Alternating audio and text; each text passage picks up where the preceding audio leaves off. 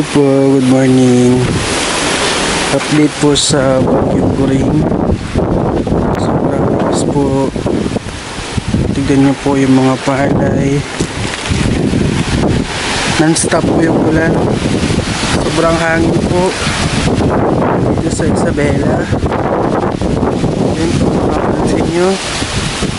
Sobrang lakas pa po ng hangin. Palay bagsak na sobra grabe kalakas ng Bagyong Kuring. As of 7:30 AM sobrang lakas pa rin po ng bagyo. Papansin nyo, sobrang lakas po ng hangin. Ayan po yung mga palay.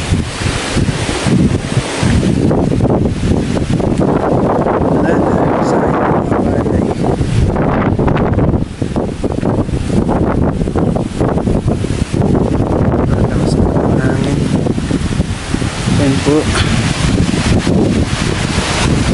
lakas po ng hangin.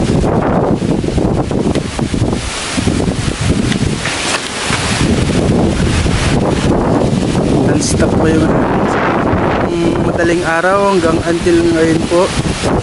Hindi pa rin po tumitigil yung hangin. So kami po ay nababahala dito sa Isabela. Sobrang lakas po ng bagyo.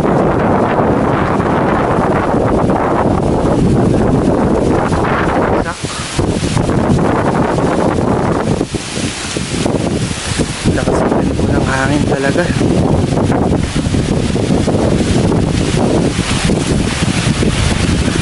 Mga palay, kawawa.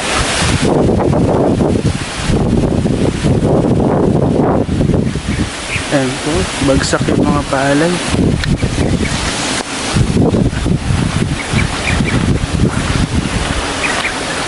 Pero yung mga ibang parte ng palay hindi naman siya ganun kasi wala pong butil yung iba. Unlike dito kasi marami ng butil. Ito,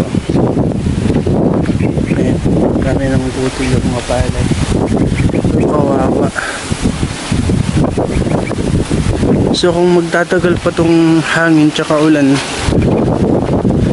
for sure mas madami pa yung maapektuhan ng Bagyong Kuring. Hindi lang po sa amin kundi sa ibang lugar pa. So mag-ingat po tayong lahat, keep safe palagi at mag-stay po sa